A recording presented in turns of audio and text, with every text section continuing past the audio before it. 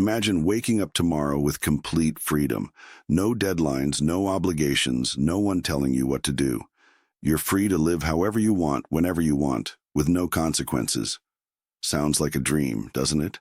But now imagine the days passing.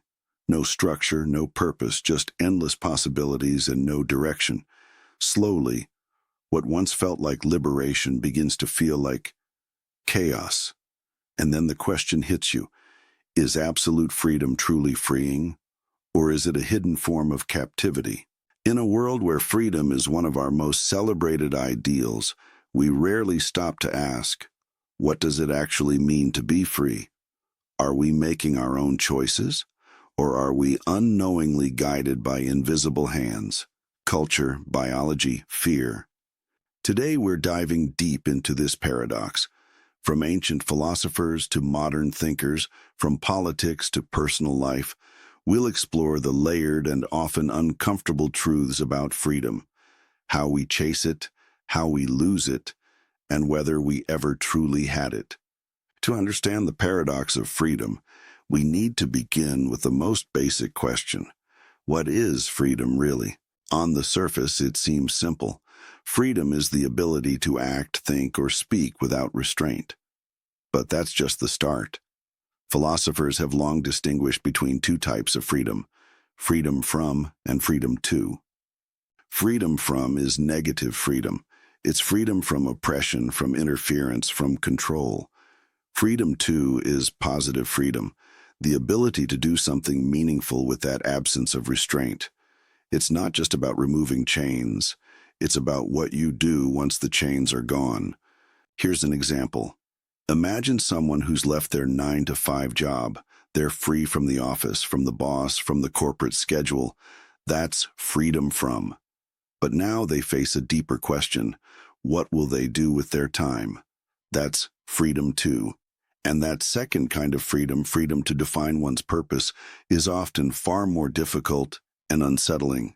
Let's travel back in time. Socrates, one of the earliest philosophers in Western history, believed that true freedom wasn't about doing whatever you wanted. It was about knowing yourself. Without self-awareness, you're just a slave to your desires, constantly chasing pleasure, approval, or comfort. He saw ignorance as a kind of prison. Plato, his student, echoed this. In his famous allegory of the cave, he describes people chained in darkness, mistaking shadows for reality. For Plato, freedom meant escaping the cave, not just physically, but mentally, through philosophical awakening. Fast forward to Rousseau in the 18th century. He famously said, "Man is born free, and everywhere he is in chains." Rousseau believed that society itself was a force that corrupted our natural freedom. He argued that while civilization gave us order, it also imposed conformity, inequality, and artificial needs. Then came Immanuel Kant, who introduced a revolutionary idea, autonomy as morality. For Kant, true freedom wasn't acting on your impulses. It was choosing to follow moral laws you rationally created for yourself.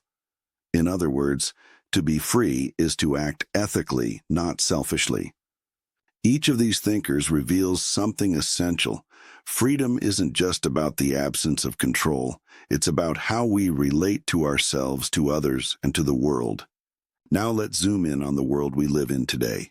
We often believe we're freer than ever. After all, we can choose our careers, our partners, our hobbies, our beliefs, even our identities. But this leads to a troubling question.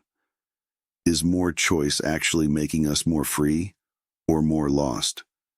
Barry Schwartz, a psychologist, wrote The Paradox of Choice, a book that explores how having too many options can make us less satisfied, more anxious, and even paralyzed.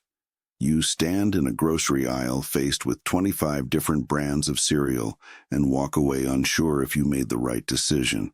Multiply that feeling across every part of life, and freedom starts to look a lot like stress. Add to that the influence of algorithms, marketing, peer pressure, and unconscious bias.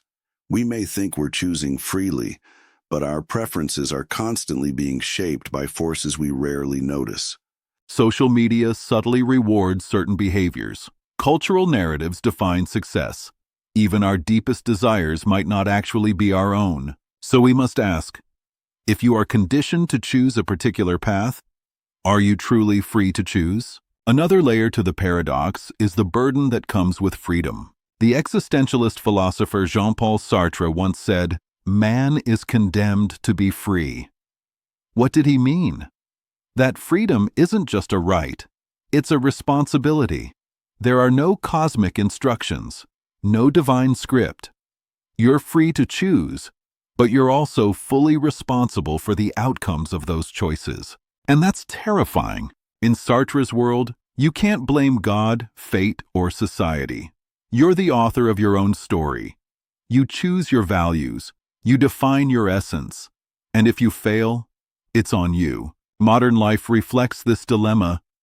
Think of the student choosing a major, the employee thinking about quitting, the person contemplating a move across the world. The sheer number of options creates not only freedom, but also existential pressure. What if I choose wrong? What if I waste my potential? Too much freedom without guidance can feel like standing in a vast, open field with no map and no path. Just an endless horizon and no idea where to go. No one exists in a vacuum. We are social beings, and our freedom is always entangled with others. John Stuart Mill tackled this issue head-on. In his essay on liberty, he introduces the harm principle. The only freedom which deserves the name is that of pursuing our own good in our own way, so long as we do not attempt to deprive others of theirs. This is the eternal balancing act of democratic societies, protecting individual rights while maintaining collective harmony. Your freedom to speak does not override another's freedom from harm. Your freedom to act cannot infringe on someone else's right to safety, dignity, or peace. We've seen this tension explode in recent years, during public health crises, civil rights debates, and online discourse. Freedom is not just about what you want, it's about how your wants affect the freedom of everyone else. And so freedom, it turns out, isn't an isolated right. It's a shared ecosystem. Let's go even deeper into the inner world.